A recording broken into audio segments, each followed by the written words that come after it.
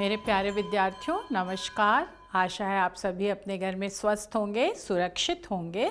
और आज मैं आपको कक्षा 9th में हिंदी में जो अनिवार्य संस्कृत पाठ होता है, भाग होता है, उसमें आज आपको मैं शब्द रूप और ये धातु रूप पढ़ाने जा रही हूँ। आशा है आपकी तैयारी हो गई होगी, आप पढ़ने के लिए तैयार हो गए होंगे। शब्द रूप बेटा, जैसा कि आपको पता है कोई भी भाषा होती है वो सार्थक शब्दों से ही मिलकर के बनी होती है। और जब हमारी शब्द संपदा जितनी समृद्ध होती जाती है, जितनी अधिक होती जाती है और जितनी वो भाषा जो है वो गुणों में श्रेष्ठ होती जाती है, चाहे वो काव्य के गुण हो, गद्य के गुण हो, इन सब के गुणों को मिला करके जब हम अपनी भाषा को श्रेष्ठ बनाते जाते हैं तभी वह भाषा समृद्ध भाषा कहलाती है और साहित्यिक भाषा के उच्च शिखर पर पहुंच जाती है। तो आज मैं यही शब्द रूप, जैसा कि आपको पता है कि हिंदी भाषा हो या संस्कृत भाषा हो, संज्ञा सर्वनाम, संज्ञा शब्द जो हैं और सर्वनाम शब्द प्लस जो धातु हैं, क्रिया हैं, है ना, उनके रूप आज मैं आपको पढ़ाऊंगी। तो शब्द संज्ञा, आपको संज्ञा की परिभाषा पता ही होगा। किसी भी जीव, व्यक्ति वस्तु या स्थान के नाम को क्या कहते हैं बेटा? संज्ञा कहते हैं, है ना। तो संज्ञा से संबंधित जो शब्द हैं उनके रूप प्लस संज्ञा के स्थान पर जो शब्द प्रयोग किए जाते हैं वो सर्वनाम कहलाते हैं। तो वो सर्वनाम, और संस्कृत में क्रिया, है ना, जो क्रिया रूप होते हैं, क्रिया के द्वारा किसी कार्य का होना या घटना होना, जो कार्य घटित हो रहा है उसका पता लगाए, उसका पता चलता है। और क्रिया को मूल रूप में संस्कृत में धातु कहते हैं। तो आज मैं ये आपको शब्द रूप और धातु रूप पढ़ाऊंगी, जिसमें मैं सबसे पहले आपको शब्द रूप पढ़ाने जा रही हूँ।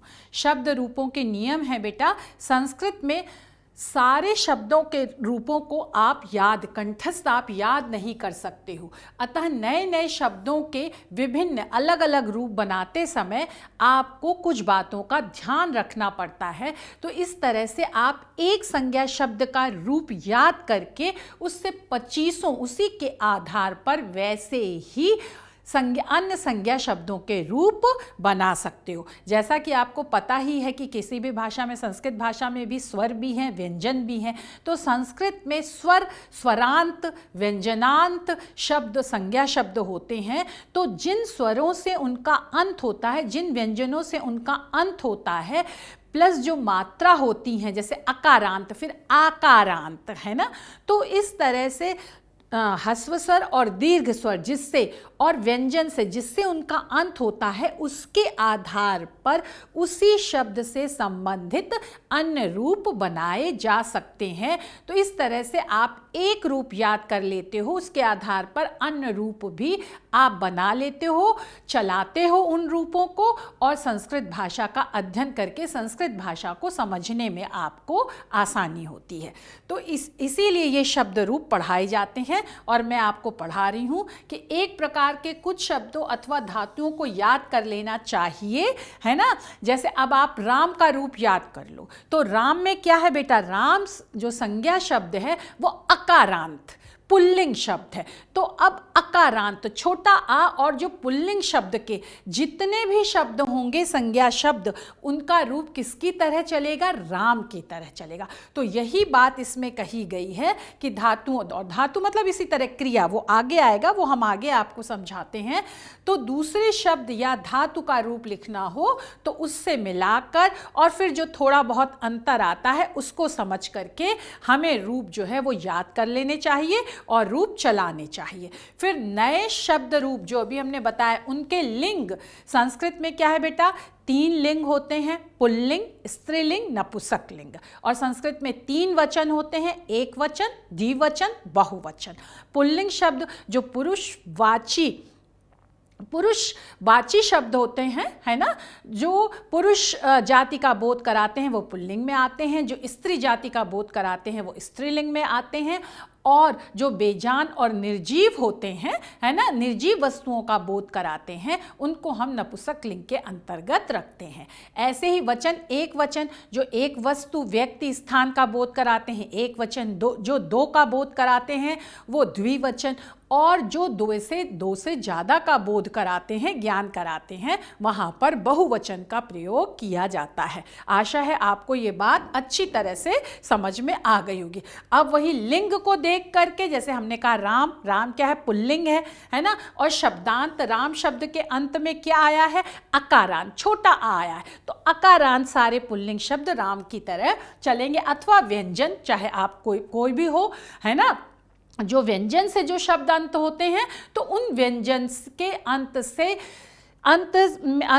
अंत होने वाले जो शब्द हैं, जिस व्यंजन से अंत होते हैं और वो जिस लिंग में है, उसके आधार पर ही अन्य समान व्यंजनांत शब्दों का रूप चलेगा, है ना। उसी लिंग के, उसी स्वर अथवा शब्दांत के स्वर या व्यंजन के अनुसार उसका रूप बना लेना चाहिए। जैसे बालक शब्द का रूप याद है, बालक भी क्या है बेटा, पुल्लिंग है, और का में छोटा आ आया है, तो बालक का, राम का रूप एक तरह से ही चलेगा। तो चाहे आप राम का रूप याद कर लो, चाहे बालक का रूप याद कर लो, आप एक रूप याद करके उसका पूरा रूप चला सकते हो, पूरा रूप लिख सकते हो और अनुवाद कर सकते हो, है ना। और बालक की भांति छात्र, गज, राम, ईश्वर, नृप, वानर, देव आदि सभी अकारांत, है ना, अकारांत, छोटा आ, और अंत मतलब अंत होता है, अंत में छोटा आ आता है, शब्दों के रूप बनेंगे। इसी प्रकार कवि क्या है बेटा, ये कवि जो है इकारांत, इकारांत पुल्लिंग शब्द है,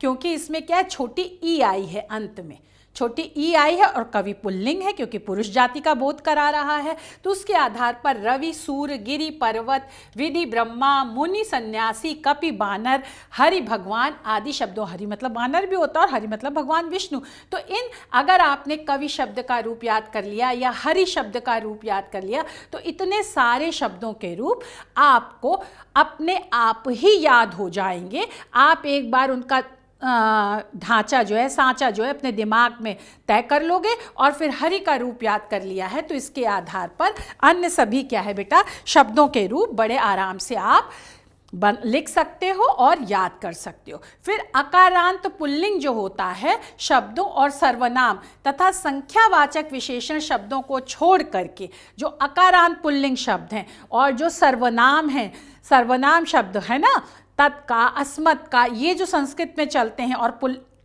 अकारांत जो पुल्लिंग, जैसे राम, अभी हमने बताया राम है, बालक है, छात्र है, गज है, इनको और संख्यावाची विशेषणों के संस्कृत में शब्दों को, है ना, इनके रूपों को छोड़कर अन्य शब्दों के क्या है बेटा, पंचमी विभक्ति और षष्ठी विभक्ति के एक वचन रूप जो हैं वो एक समान होते हैं। ये बात ध्यान रख लीजिए कि इन तीनों को छोड़ करके अन्य सभी शब्दों के रूप जो हैं वो पंचमी विभक्ति और षष्ठी विभक्ति में एक समान होते हैं। जैसा कि आपको पता ही है बेटा कि सप्तमी तक विभक्ति होती है, प्रथमा, द्वितीया, तृतीया, चतुर्थी, पंचमी, षष्ठी, सप्तमी और फिर संबोधन, है ना। और तीनों के क्या होते हैं, एक वचन होते हैं, द्विवचन होते हैं, बहुवचन होते हैं।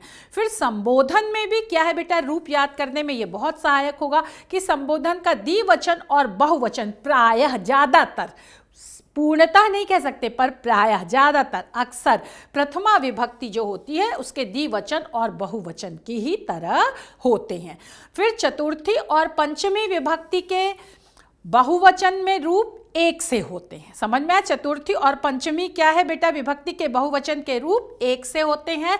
और षष्ठी विभक्ति के अंत में बेटा, षष्ठी विभक्ति जो होती है उसका जो बहुवचन होता है बेटा, उसके अंत में नाम अथवा नाम आता है, जैसे रामाणाम, है ना। तो ये बात आशा है आपको अच्छे से समझ में आ गई होगी। अब हम आते हैं बेटा इसके आगे, सप्तमी विभक्ति के अंत के बहुवचन में क्या है, शु अथवा सु का प्रयोग किया जाता है। शु जैसे बालकेशु, है ना, रामेशु, तो ये जो है बालकेशु, इसका क्या है बेटा, प्रयोग किया जाता है। फिर अकारांत पुल्लिंग शब्दों की जो छोटे आ से अंत होते हैं और पुरुषवाची शब्द हैं, उनकी प्रथमा विभक्ति के एक वचन में क्या लगता है, विसर्ग लगता है। जैसे रामः, बालकः, ये अकारांत पुल्लिंग शब्द हैं और इनके प्रथमा विभक्ति एक वचन में क्या है, विसर्ग भी लगता है, जिसका उच्चारण अह किया जाता है, रामः, बालकः। तभी आप संस्कृत शुद्ध लिख पाओगे और रूप अच्छी तरह से याद करके एकदम सही लिखोगे। फिर नपुंसक लिंग के केवल अकारांत जो बेजान चीज है, निर्जीव चीज है, उनको किसके अंतर्गत रखा गया है? नपुंसक लिंग के अंतर्गत रखा गया है। और इनके जो आ से अंत होने वाले जो शब्द हैं नपुंसक लिंग के, उनमें पुल्लिंग तथा स्त्रीलिंग शब्दों की द्वितीय विभक्ति है ना कि एक वचन के अंत में मां आता है। ये जो नपुंसक लिंग के अकारांत, सिर्फ अकारांत जो पुल्लिंग और स्त्रीलिंग शब्द हैं, इनके द्वितीय विभक्ति के एक वचन के अंत में क्या आता है? ना आता है। जैसे फलम है ना, फलम ये जो है, ये समझ लीजिए फल जो है वो पुल्लिंग है ना, तो और अकारांत भी है, तो इसका जब रूप चल रहा है तो इसके क्या है? एक वचन के अंत में मां आया है, जैसे फलम। फिर क्या है बेटा? नपुंसक लिंग में प्रथमा व द्वितीय विभक्ति के वचन, द्वितीय विभक्ति के रूप जो हैं वो बेटा वो एक जैसे ही होते हैं। जैसे फलम फले फलानी, फलम फले फलानी, तो प्रथमा विभक्ति का एक वचन, द्विवचन, बहुवचन, और द्वितीय विभक्ति का भी एक वचन, द्विवचन, बहुवचन एकदम एक जैसे होते हैं, इनमें कोई अंतर नहीं आता है। ये आशा है ये सब बातें आपको समझ में आ रही होंगी। फिर प्रथमा और द्वितीय विभक्ति है ना के द्विवचन, प्रथमा और द्वितीय विभक्ति के द्विवचन होते हैं, है ना। जैसे रामः रामौ रामा, तो इसमें रामौ जो है वो प्रथमा विभक्ति का द्विवचन है, और ऐसे ही द्वितीय विभक्ति का भी द्विवचन में रामो ही आएगा, ये बात यहाँ पर कही जा रही है। साथ ही तृतीय, चतुर्थी और पंचमी विभक्ति का जो द्विवचन है ना, क्या आएगा? रामाभ्याम रामाभ्याम रामाभ्याम, रामा रामौ रामा, रामम रामौ रामा, रामेण रामाभ्याम, रामई रामाय रामाभ्याम, रामेभ्यः रामात रामाभ्याम रामेभ्यः।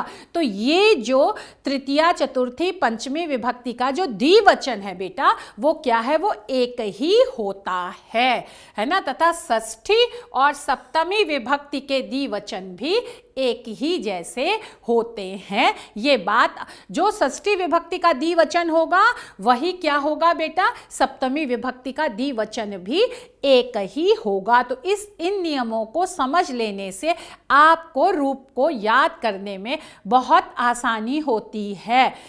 7 या 21 प्लस क्या है बेटा? संबोधन है, तो 3 वो, तो 24 शब्द जो हैं वो एक शब्द रूप में आते हैं। उनमें से करीब 8-10 शब्द एक जैसे होते हैं। तो इनको आप अपने मस्तिष्क में रख लीजिए, जिससे आपको रूप याद करने में आसानी हो और गलती ना हो। अब क्या है बेटा? लिंग, वचन और कारक विभक्ति चिन्ह के आधार पर संज्ञा शब्दों के रूप बदलते रहते हैं। ये हमने बता ही दिया कि स्त्रीलिंग, पुल्लिंग और नपुंसक लिंग, वचन, एक वचन, द्विवचन, बहुवचन, इनके आधार पर संज्ञा शब्दों के रूप जो हैं वो बदलते हैं, परिवर्तित होते हैं। और कारक आप जानते ही हो, है ना। कारक विभक्ति चिन्ह, कारक के द्वारा ही हम क्या करते हैं बेटा?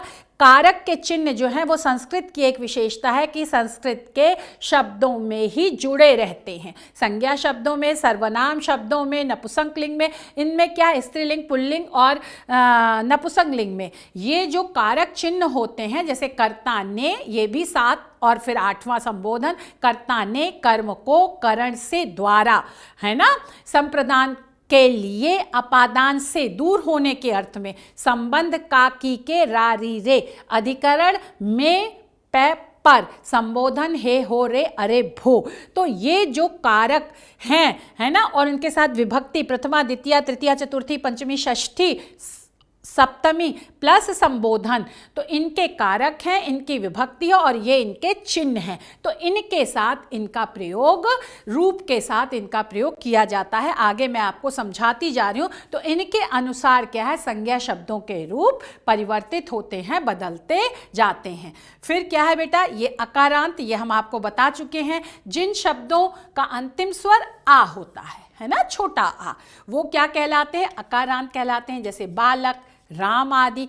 इकारांत, जिनके क्या है बेटा? जिनके शब्दों के अंतिम स्वर जो है वो ई होता है, वो इकारांत कहलाते हैं। जैसे मति, हरि, इसमें देख रहे हो आप छोटी ई लगी हुई है। फिर उकारांत, है ना, ये उकारांत अंतिम स्वर क्या होता है? ऊ होता है ना, वो उकारांत कहलाते से शिशु, भानु आदि। ये बात आपको अच्छी तरह से समझ में आ गई होगी। कारक विभक्ति चिन्ह जो भी हमने पढ़ा है ना, कारक और इनके विभक्ति चिन्ह, विभिन्न कारकों को उनके चिन्हों से पहचान कर इसी के अनुरूप विभक्ति का प्रयोग करना चाहिए।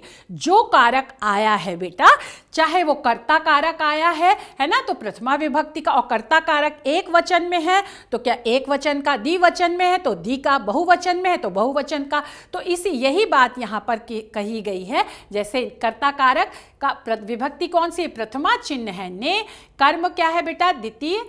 द्वितीय कर्म कारक, और इसका क्या है? चिन्ह को है। करण जो है वो बेटा तृतीय विभक्ति है, और इसका चिन्ह से, द्वारा, जिसकी सहायता से कार्य किया जाए। फिर संप्रदान चतुर्थी, इसका चिन्ह है के लिए। अपादान बेटा पंचमी विभक्ति से अलग होने के अर्थ में। संबंध क्या है बेटा? षष्ठी विभक्ति है ना। षष्ठी विभक्ति में क्या होता है? का चिन्ह क्या है? का, की, के, रारी, रे। अधिकरण सप्तमी में और पर। संबोधन है हो रे, अरे भो। ये कारक हैं, ये विभक्ति है उनके अनुसार, और ये उनके अनुसार चिन्ह है ना। अब कारक किसे कहते हैं, कर्म किसे कहते हैं, करण किसे कहते हैं, ये हम जब आपको हिंदी से संस्कृत में अनुवाद बताएंगे तब हम आपको बताएंगे।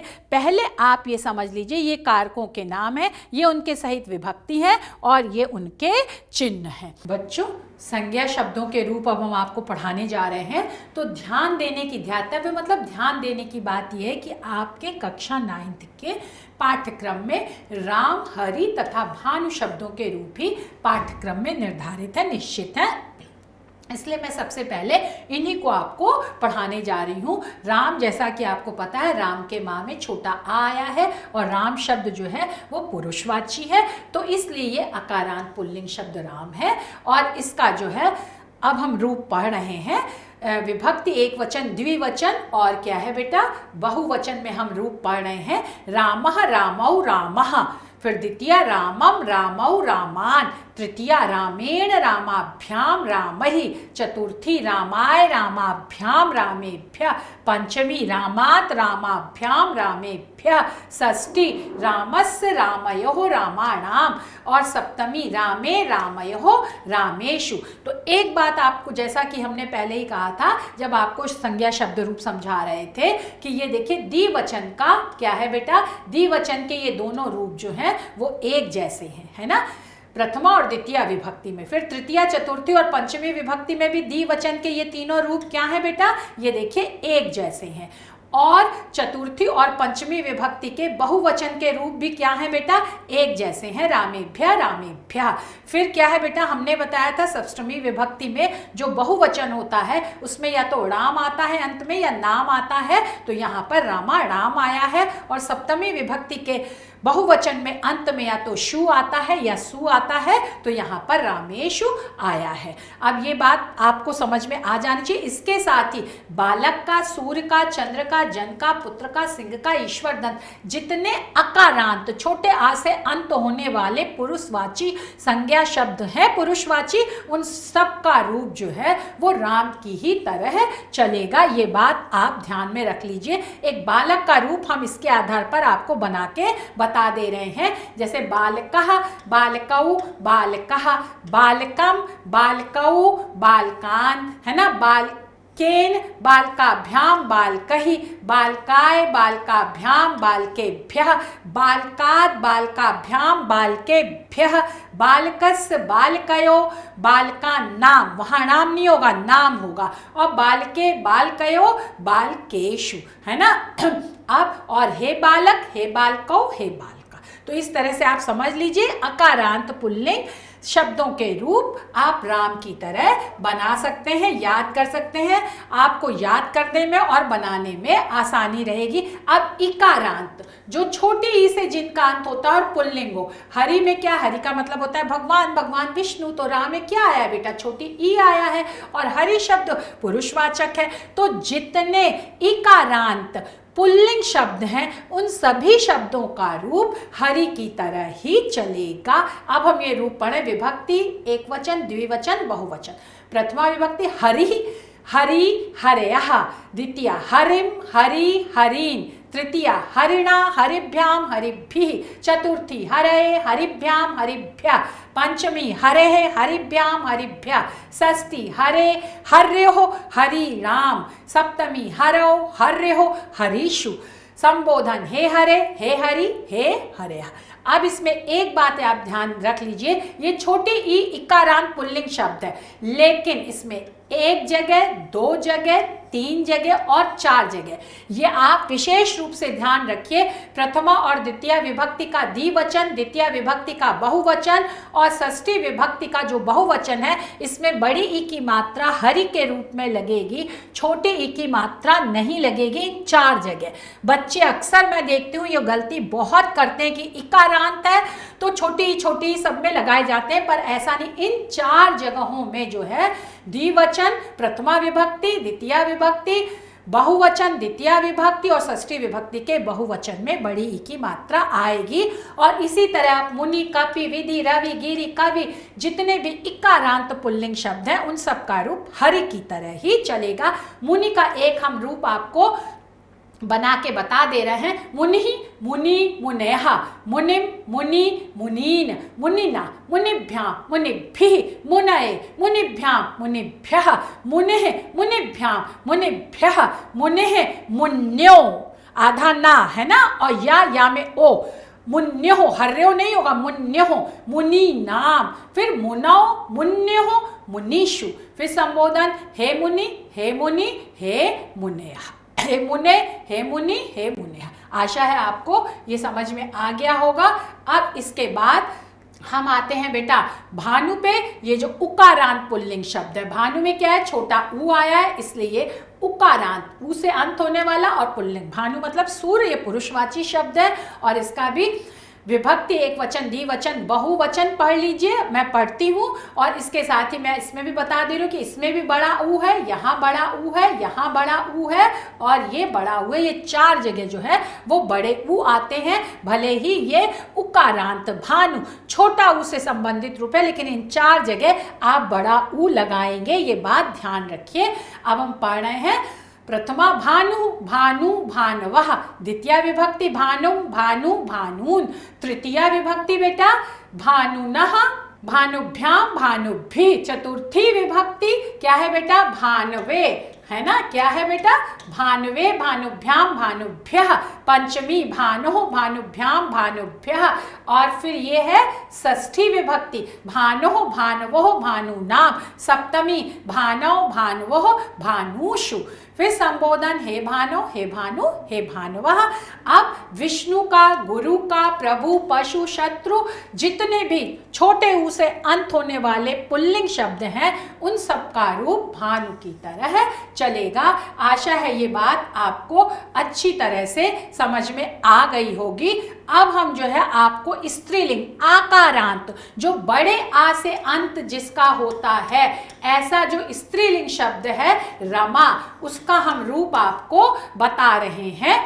रमा की तरह बालिका का, गंगा का, लता का, क्योंकि ये सब आकारांत स्त्रीलिंग शब्द हैं, उन सभी का रूप रमा की तरह चलेगा। रमा, रमे, रमः, रमाम, रमे, रमः, रमया, रमाभ्याम, रमाभिः, रमाये, रमाभ्याम, रमाभ्यः, रमायः, रमाभ्याम, रमाभ्यः, रमायः, रमयो, रमाणाम, और रमायाम, रमयोः, रमासु। यहाँ पर सु आया है, ये देखिए, या तो शु आता है या सु, तो यहाँ सु आया।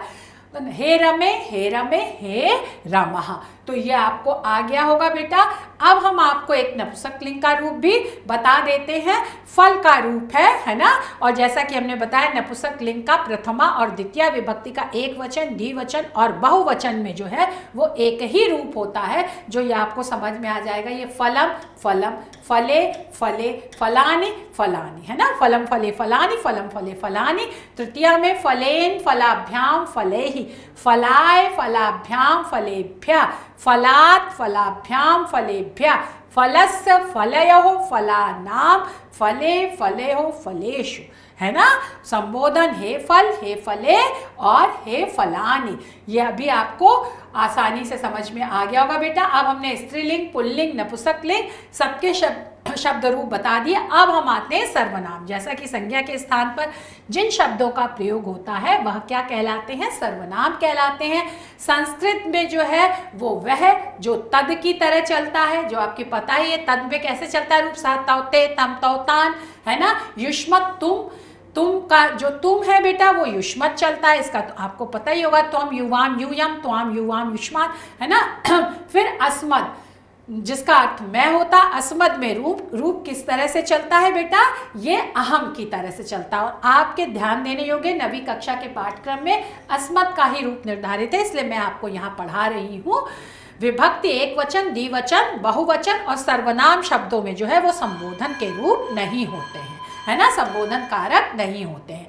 तो अहम, आवाम, वयम, माम, आवाम, अस्मान, मया, आवाभ्याम, अस्माभि, मह्यम, आवाभ्याम, अस्मभ्यम, मत, आवाभ्याम, अस्मत्, मम, आवयो, अस्माकम, मयि, आवयो, अस्मासु। अब ये आपने पढ़ लिया। इसके साथ साथ बेटा 1 2 3 4 5 6 7 8 जगह ये 2 रूप दिए गए हैं। इनके स्थान पर आप ये भी लिख सकते हो, ये भी लिख सकते हो, ये भी याद भी कर सकते हो, लेकिन चलन में ज़्यादातर यही है जो पहले वाले हैं।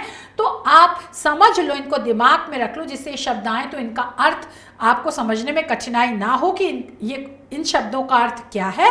लेकिन आप ज़्यादातर ये प्रयोग करने में यही है, तो इनका ही पहला वाला जो है वही आप प्रयोग करिए तो आपको आसानी रहेगी। तो ये हो गया संज्ञा, है ना, सर्वनाम रूप हो गए। और अब हम बेटा आ जाते हैं धातु रूप में। जैसा कि हमने बताया धातु क्रिया, है ना, किसी कार्य का करना या होना पाया जाता है उसे क्या कहते हैं? क्रिया कहते हैं। और इसका जो मूल रूप में जो चलता है वो संस्कृत में उसे धातु कहते हैं। जैसे पठति, पठता, पठन्ति ये रूप है क्रिया, लेकिन मूल धातु क्या है? पठ है ना। गच्छति, गच्छता, गच्छन्ति, लेकिन मूल धातु क्या है? गम है। तो इसी तरह से उसे धातु कहते हैं। और इसमें जो है आपके संस्कृत में परस्मयी पद, आत्मनेयी पद और उभयपदी पद होते हैं। परस्मयी जिसमें हम दूसरों के बारे में, दूसरों की क्रिया के बारे में, आत्मनेयी में अपनी क्रिया के बारे में, उभय पद में अपने और दूसरे दोनों की क्रियाओं के बारे में बताते हैं।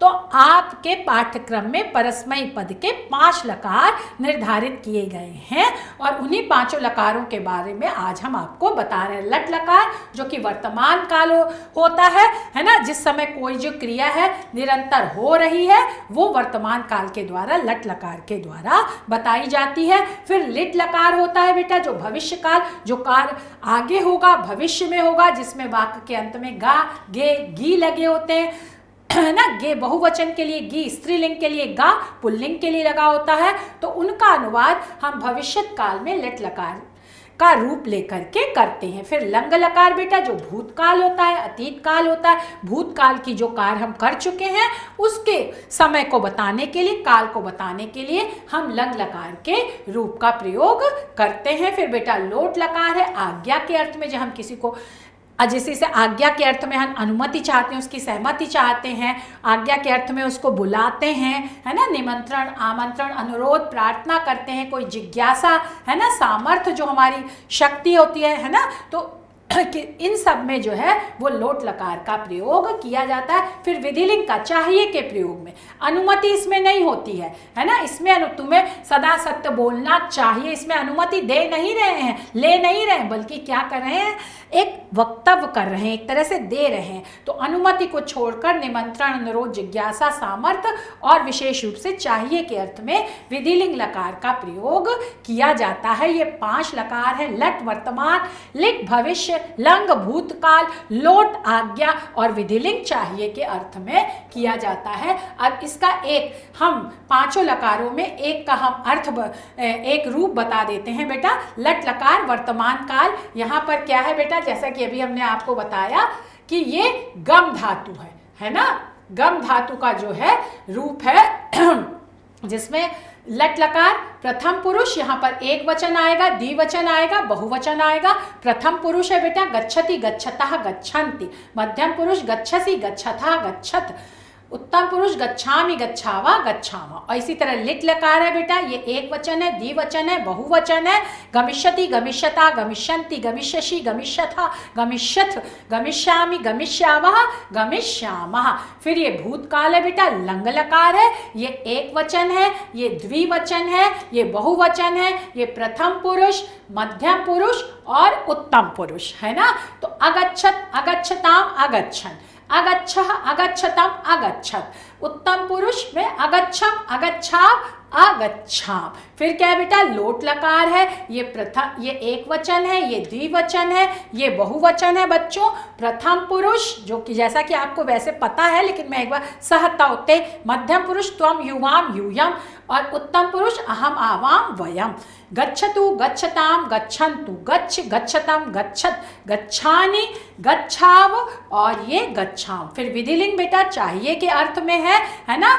ये एक वचन है, ये द्विवचन है और ये क्या है, बहुवचन है। प्रथम पुरुष में गच्छेत गच्छेताम गच्छेयु, मध्यम पुरुष गच्छे गच्छेतम गच्छेत और उत्तम पुरुष गच्छेयम गच्छेत गच्छेत। इस तरह से ये आपका गम धातु में बेटा पांचों लकारों में हमने आपको ये धातु रूप भी एक पढ़ा दिया। आशा है आपको ये सब समझ में आ गया होगा बहुत अच्छी तरह से। शब्द रूप, स्त्रीलिंग, पुल्लिंग, नपुंसकलिंग और सर्वनाम और फिर धातु रूप पढ़ा दिया आपको। धन्यवाद, नमस्ते।